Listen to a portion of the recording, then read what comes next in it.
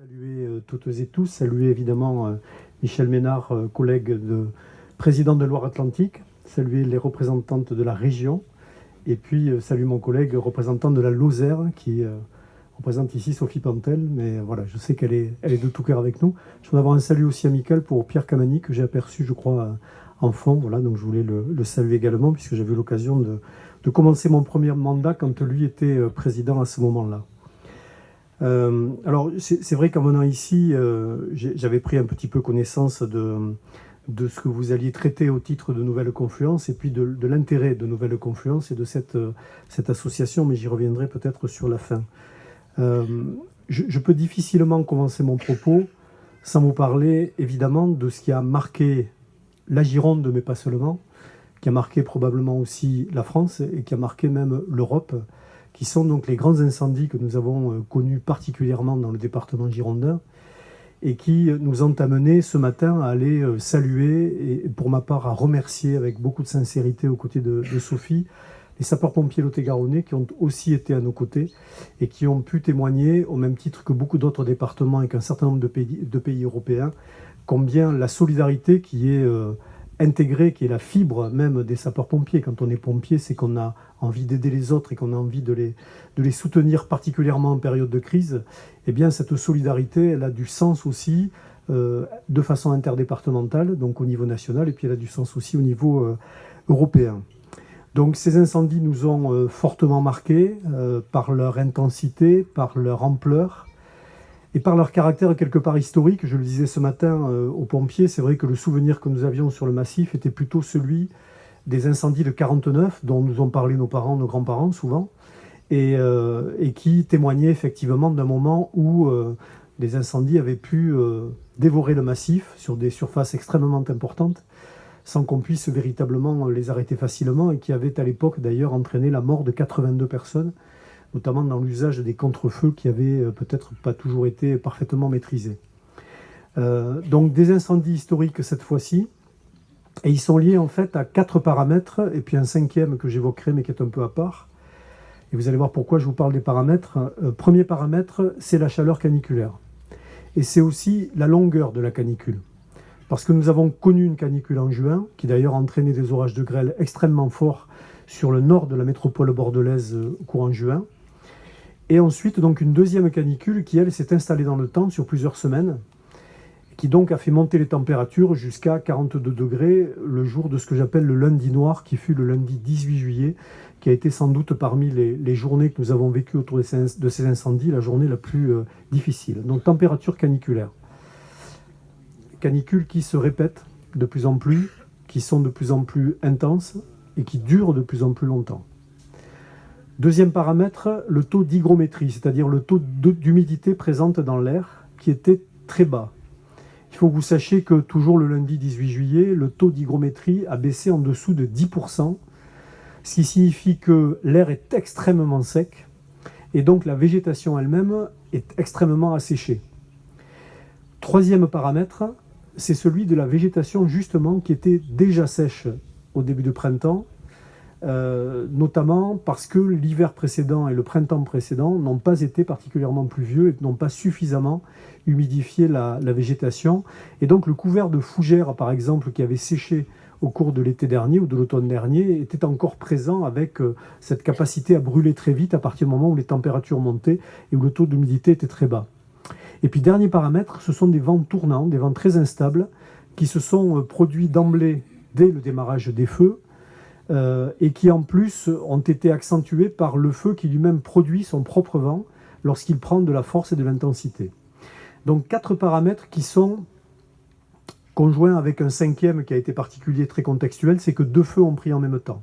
La Teste à 15h11 et l'Andiras à 16h36. Donc les deux se sont quasiment suivis. Et donc, on nécessitait très vite que nous puissions répartir les forces, d'abord girondines et puis ensuite les autres. Et je l'ai dit ce matin, le Lot-et-Garonne est arrivé très très vite dès les premières heures de la première nuit. Donc, ce paramètre complémentaire, mais qui est contextuel. Par contre, les 4 premiers, ils sont très caractéristiques du dérèglement climatique. Et je veux vous faire peut-être faire un saut dans le temps, un voyage dans le temps. J'évoquais juin. Juin, nous avons eu, donc sur le nord de la métropole et les portes du Médoc, un très violent orage de grêle, consécutive à la première période de canicule, qui a été courte sur une semaine, mais qui a été très intense, et qui a nécessité, il faut que vous sachiez que nos sapeurs-pompiers aujourd'hui sont à peu près à 500 sorties par jour. Là, on a fait en 2 jours 4000 sorties, parce que les toitures, par exemple, de la ville du Haillan, ont toutes, à 90%, été complètement détruites. Donc, un très fort orage de grêle qui symbolise aussi ce qui se passe quand les températures montent trop, et que donc, effectivement, on a un phénomène orageux qui est consécutif. Si on remonte un petit peu dans le temps, nous avons vécu, alors je prends les exemples girondins, mais il y a forcément des exemples lot-et-garonnais ou d'ailleurs chez les collègues, nous avons vécu des épisodes de gel tardif qui ont touché les vignobles de Gironde, très fortement, avec des pertes importantes qui aujourd'hui d'ailleurs mettent la viticulture girondine plutôt en crise. Donc ces épisodes de gel aussi très tardifs ne sont pas normaux, en tout cas ils pourraient être exceptionnels, mais ils deviennent de plus en plus réguliers, et donc ils posent de plus en plus problème. Si on remonte un peu dans le temps, en 2020, la commune d'Aurigne, par exemple, qui est une commune qui a été très touchée par les incendies cet été, est une commune qui a été inondée en 2020. Donc touchée par le feu cette fois-ci, inondée en 2020. Et avec des inondations qui ont été très importantes sur ce territoire sud-girondin. Donc là aussi, un phénomène printanier qui était anormalement important, et on voit ce que produisent partout en France et ailleurs, encore actuellement au Pakistan notamment, les inondations extrêmement fortes que l'on peut avoir. Et si on remonte encore, il y a eu évidemment la crise du Covid, crise sanitaire, qui est aussi liée à des questions environnementales. On ne connaît pas encore tout à fait l'origine du Covid, mais on sait que les conséquences sont liées aussi à la mondialisation, à la libéralisation et à la manière dont on traite aujourd'hui les relations que l'on peut avoir entre nous. Et puis, si je remonte encore, il y a eu évidemment les tempêtes de 99 et 2009 qui ont fortement touché le massif des Landes de Gascogne, jusqu'à détruire pratiquement 400 000 hectares. Donc tous ces phénomènes-là, quand on les regarde avec un peu de recul, on constate qu'ils sont en train de s'additionner et qu'ils sont en train de provoquer quelque chose qui est anormal. Et vous entendez régulièrement, nous entendons régulièrement des exemples qui peuvent se produire en Californie, en Australie, donc là au Pakistan, mais dans plein d'autres pays, les feux en Algérie qui ont eu lieu récemment aussi. Donc on voit qu'il y a énormément de phénomènes accentués sur le plan climatique qui se produisent et de façon beaucoup plus régulière et plus fréquente. Donc ça, c'est quand même une réalité qu'il faut que l'on ait en tête et qui doit nous poser question sur ce qui se passe aujourd'hui sur cette planète et ce en quoi nous sommes éventuellement aussi responsables, mais aussi de quelle manière les pouvoirs publics que nous représentons doivent être capables d'anticiper et de gérer ces crises. Je voudrais avoir un mot quand même sur l'environnement et la biodiversité à ce stade, parce que typiquement, les incendies sont une partie de la démonstration de ce qui se passe aujourd'hui sur la biodiversité. Il faut que vous sachiez que ces incendies ont brûlé à 80% un domaine départemental, donc qui appartient au département de la Gironde, qui est le domaine départemental d'Ostens, qui est à la fois une base de loisirs et qui est un espace naturel sensible, dans lequel nous avions notamment des lagunes, qui sont des lagunes préhistoriques, de l'ère glaciaire, qui donc maintiennent des espèces très rares, qu'il faut aujourd'hui impérativement protéger. Or, le feu est passé, d'ailleurs pratiquement assez rapidement en premier lieu, sur ces lagunes. Et aujourd'hui se pose la question de quels sont les dégâts qui ont été commis au titre de la biodiversité. Ce que l'on voit quand on y va sur site, c'est qu'il y a des reprises de la roselière, qu'il y a des reprises d'un certain nombre de plantes qui ont l'air de vouloir repartir. Et moi, j'y ai vu de libellules, une sauterelle, et j'ai entendu des cigales. Donc on voit bien que la résilience naturelle se produit. Par contre, la vraie question est de savoir jusqu'où elle va se produire. Qu'est-ce qu'on va avoir véritablement perdu comme espèce préservée, donc préhistorique, pour certaines d'entre elles, je pense aux plantes carnivores, etc. Qu'est-ce qu'on va avoir perdu comme biodiversité au travers de cet incendie? Et puis aussi, lorsque la nature va reprendre ses droits, quelle est la nature qui existait avant qui va reprendre ses droits naturellement? Mais quelle est celle aussi qui va arriver avec des espèces invasives? On sait aujourd'hui que le silure, la jussie, la grenouille taureau, etc., on a un certain nombre d'espèces invasives qui de plus en plus gagnent sur nos territoires et qui parfois prennent la place des espèces autochtones, celles qui existaient ici. Et donc, je vais vous dire même qu'aujourd'hui se pose la question, quand on évoque, j'entendais tout à l'heure sur une table ronde, de la question de l'évolution du climat ici dans ce secteur sud-ouest, où on nous dit qu'on risque d'avoir le climat de Séville dans quelques dizaines d'années. Est-ce que ça veut dire que la vigne est condamnée et qu'il faudra passer à l'olivier en termes de culture? Ce qui pose quand même des questions sur le modèle économique, sur la viabilité de l'agriculture locale, etc., etc. Donc toutes ces questions-là, elles sont fondamentales. Et on en est même à se poser la question sur le domaine d'Ostens. On va attendre une année. On va regarder pendant une année comment cette nature revient ou ne revient pas. Mais après, est-ce qu'il faut réintroduire les espèces qui existaient avant? Ou est-ce qu'il faut considérer que l'histoire de ce massif fait que l'incendie est passé par là et qu'on a perdu, certes, des espèces, mais comme on en a perdu pendant des millénaires probablement. Et donc, est-ce qu'il faut s'arrêter à la reconstitution naturelle de ce massif? Donc ça va faire partie des questions, évidemment, de fond qu'il va falloir se poser. Je vous passe, je ne vous ferai pas de cours sur toutes les questions de retour d'expérience qui vont revenir au travers de ces incendies, sur les questions du foncier, sur l'urbanisation et la forêt. Est-ce qu'on doit continuer à construire aussi proche dans la forêt? Est-ce qu'on doit se protéger? Rappelons-nous que les aérials avaient une vocation quasi mécanique et physique d'empêcher le feu d'arriver jusqu'aux habitations. Est-ce qu'il faudra imaginer une manière d'habiter la forêt différemment? Donc ça va faire partie des questions à lever.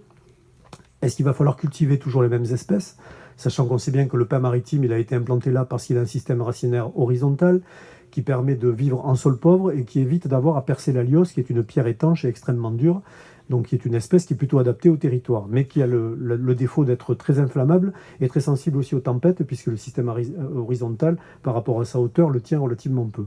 Donc ces questions-là vont se poser. Est-ce qu'il faut imaginer l'aménagement de la forêt de la même manière que l'on avait précédemment? Est-ce qu'il faut plus de pare-feu, plus de pistes forestières, des pare-feux plus larges? J'ai entendu le sous-préfet de Langon dire à un moment donné, quand on a eu une saute de feu d'1 kilomètre, eh bien, monsieur le président, il faudra faire des pare-feux d'1 kilomètre. Et je lui ai dit, vous aurez une saute de feu à 1 km 100 demain, et de toute façon, ça ne sera jamais suffisant. Je voudrais toujours un pyromane pour allumer le feu ailleurs aussi. Donc voilà, je pense que toutes ces questions-là, il va falloir se les poser. Ça bouscule un certain nombre de convictions. J'en ai personnellement, moi, qui sont bousculées au travers de cet incendie. Je ne ferai pas état ici, mais en tout cas, ces questions-là doivent aujourd'hui se poser à nous. Et puis évidemment, tout le sujet prévention et protection incendie qu'il faudra traiter. Je continue à dire que nous ne pouvons pas, sur ce massif qui est le plus grand massif de résineux d'Europe, ne pas avoir des moyens aériens présents en début de printemps jusqu'à la fin de l'automne, parce qu'il faut traiter impérativement à feu naissant, et que ça n'est possible souvent qu'à partir du moment où les moyens aériens sont présents. Pourquoi est-ce que je vous dis tout ça? Parce que derrière, il y a le sujet des urgences climatiques, et parallèlement, il y a le sujet des urgences sociales. L'un est complètement corrélé à l'autre. Chaque fois qu'il y a un incident climatique, ce sont les plus fragiles qui subissent le plus et le plus vite. Vous l'avez dans la réalité nord-sud ou ouest-est. On voit qu'aujourd'hui au Pakistan, j'entendais un reportage ce matin encore, les maisons ont été construites en zone inondable en laissant faire à tout va, y compris des bidonvilles qui aujourd'hui sont évidemment rasés avec des personnes qui évidemment sont emportées parce que rien n'a été anticipé et parce que les conditions d'habitat aussi sont plus fragiles que ce que nous pouvons connaître nous. Donc il y a cette question nord-sud, et puis il y a la question toujours des personnes âgées. Nous l'avons vu sur les incendies, quand il a fallu évacuer les villes et les villages. La question s'est posée immédiatement de l'évacuation d'une RPA, d'une maison de retraite, d'un centre d'accueil de personnes handicapées. Comment est-ce qu'on évacue rapidement, dans des conditions satisfaisantes? Je discutais avec le maire de Saint-Symphorien. Évacuation de son EHPAD. On a essayé d'anticiper au mieux. On l'avait préparé 3 jours avant que ça n'arrive. On s'était dit comment est-ce qu'on fait s'il faut le faire. On était prêts. Malgré tout, entre le départ et le retour, 5 personnes sont décédées en cours de route. Parce que le changement de lieu a provoqué trop de perturbations chez une personne sensible et fragile, et donc a provoqué le décès. Donc on voit bien que les urgences climatiques sont intimement liées, corrélées aux urgences sociales. Donc la question de l'adaptation aux crises est fondamentale. À la fois prévenir, anticiper, s'adapter, être capable d'agir. Ça, c'est vraiment ce que nous devons, au niveau des pouvoirs publics, envisager de façon beaucoup plus forte. Je prendrai l'exemple du Covid que nous avons vécu, ma chère Sophie, mon cher Michel, que nous avons vécu, où il a fallu se débrouiller comme on a pu, je le dis clairement, au niveau des communes et au niveau des départements, pour apporter des solutions, parce que les masques n'arrivaient pas, parce que visiblement personne au niveau national de l'État n'était capable d'amener l'alimentation là où il le fallait, donc on a créé des paniers suspendus qu'on est allé amener ici ou là parce qu'il fallait trouver des solutions rapidement. Il y a eu des livraisons alimentaires, il y a eu de l'accompagnement à l'isolement des personnes âgées, donc il a fallu se débrouiller. C'est sur le terrain qu'on s'est débrouillé et qu'on a essayé de trouver les solutions au plus vite. Et bien sur les incendies, c'était la même chose.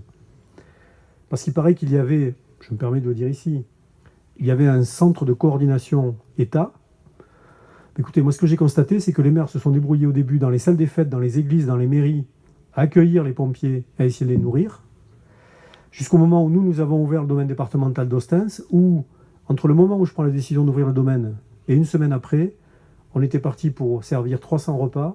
On a servi 2000 repas 3 fois par jour, jour et nuit, pour les sapeurs-pompiers, pour les militaires, pour les gendarmes qui sont venus là, avec tantôt des pâtes quand on part sur le front parce qu'on a besoin de sucre lent, mais par contre du melon et du pamplemousse quand on revient parce que là on a besoin de s'hydrater. Donc il a fallu s'adapter en permanence pour faire en sorte de trouver des solutions. Et réellement, je le dis là, et je reviendrai après sur la question de la solidarité, mais la solidarité a été formidable, extraordinaire, mais j'y reviendrai après. Donc, ce que j'ai envie de vous dire, c'est que cette capacité d'anticiper, de prévenir, de s'adapter et d'agir, ce qu'on appelle la résilience aux crises, qui était presque un gros mot il y a quelques années. Moi, je me rappelle, en 2018, j'ai fait auprès de mes collègues ce que j'en appelais une séance électrochoc. C'est-à-dire qu'on leur a fait une séance pour leur dire qu'est-ce qui se passe sur le plan planétaire et qu'est-ce qui se passe sur le plan girondin. Quand il y a la fonte des glaces sur les banquises, il y a le recul du trait de côte en Gironde et l'immeuble du Signal à Soulac est menacé d'être détruit.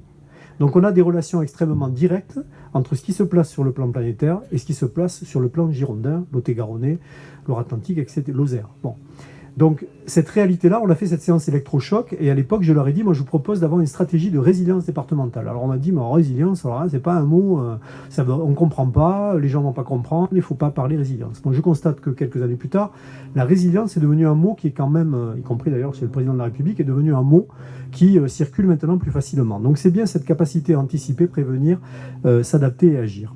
Et moi, je suis convaincu que la résilience, elle va venir d'abord d'en bas, parce que nous l'avons démontré, encore une fois, sur ce que je viens de dire, le Covid notamment, les incendies récemment. C'est vraiment parce que le terrain se mobilise, qu'il est capable d'abord de connaître les personnes qui ont besoin d'être aidées, qu'il est capable rapidement de mettre les solutions en place, et qu'il est capable de les tenir dans le temps.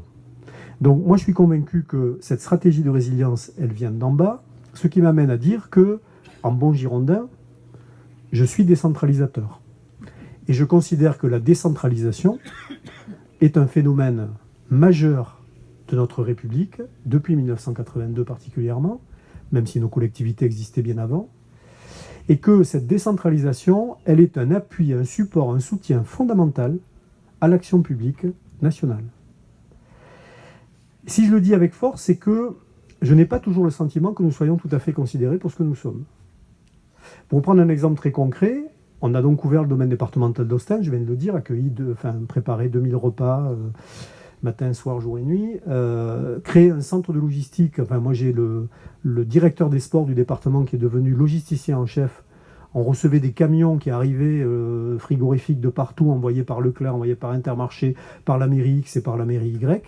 Et donc, il a fallu gérer ces stocks, trouver les solutions, faire en sorte qu'ils correspondent aux besoins. Bref, organiser tout ça. On avait quasiment un supermarché dans le domaine départemental, et on avait une ligne de 7 services qui faisait je ne sais pas combien de mètres de long, où on avait le choix de prendre ce qu'on voulait, etc.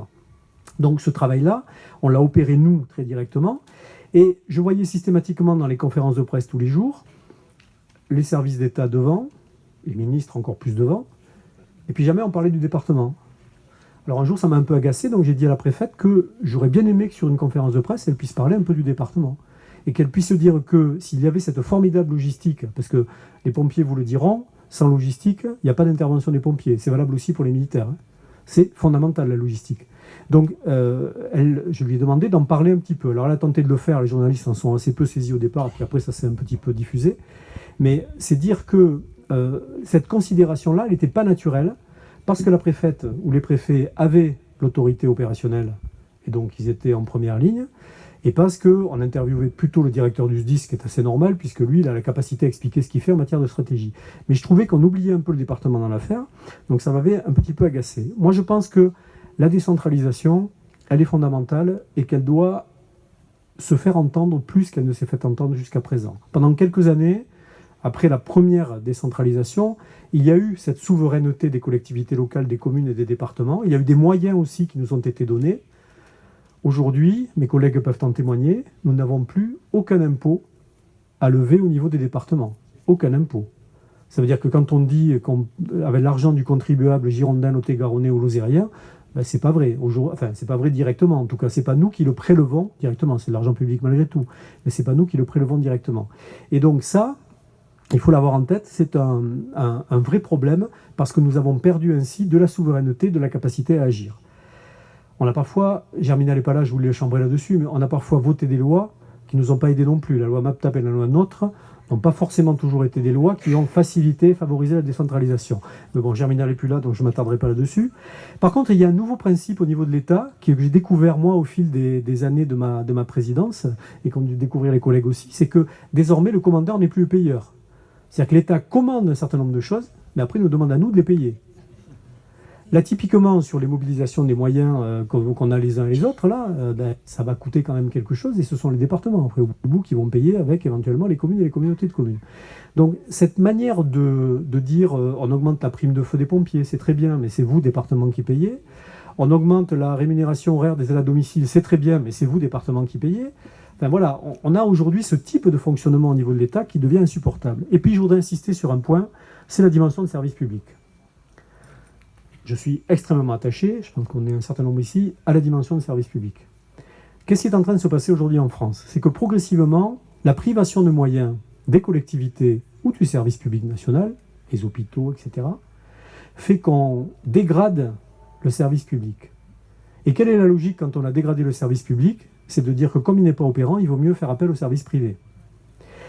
Et vous allez voir ce qui va se passer avec l'histoire des avions pour les incendies. Je fais partie d'une mission des départements de France avec mon collègue de Saône-et-Loire pour faire un retour d'expérience de ces incendies. Vous allez voir ce qu'on va nous sortir. Je vous mets ma main au feu, si vous permettez l'expression, sans le mauvais jeu de mots.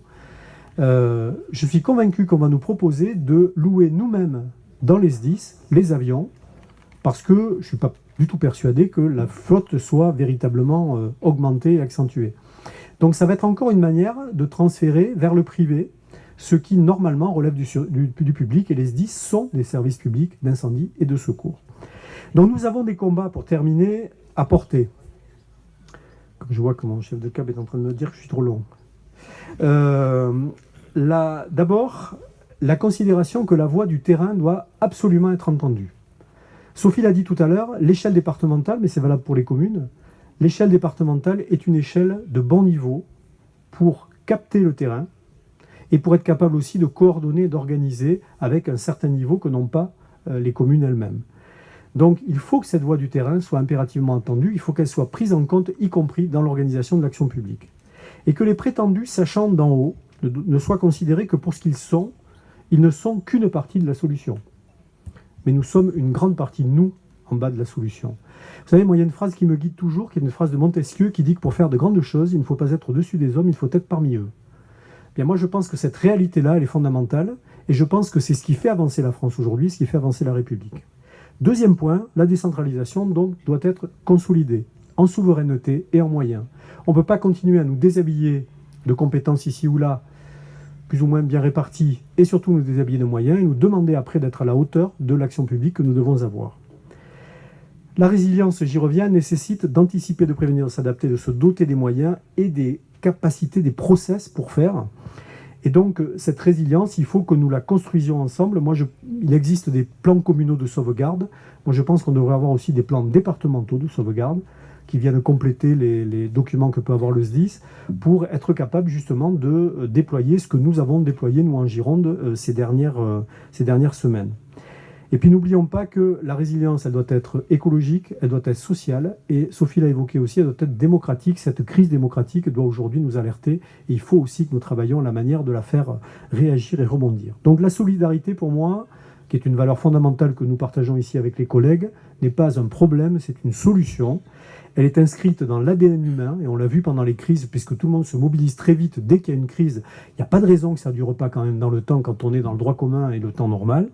Il faut donc la cultiver. Nous avons pour cela département solidaire, solutions solidaires. Nous avons des outils qui nous permettent de la cultiver avec de l'innovation, avec de l'expérimentation. Et puis surtout, il faut la construire avec le collectif, des élus, des associations, des citoyens, Nouvelle Confluence est un exemple magnifique de la manière dont on peut construire le pays d'aujourd'hui, la France d'aujourd'hui, la République d'aujourd'hui, et dont on peut la construire pour demain. Donc c'est très inspirant pour nous en Gironde, parce qu'on n'a pas encore cet outil-là, mais on se dit qu'on devrait peut-être l'avoir. C'est pour ça aussi que j'ai beaucoup de plaisir à être présent ici, à voir comment fonctionne Nouvelle Confluence. En tout cas, c'est ensemble que nous pouvons écrire les pages de demain. Vous y avez contribué au travers des tables rondes ce matin. Merci beaucoup à toutes et à tous.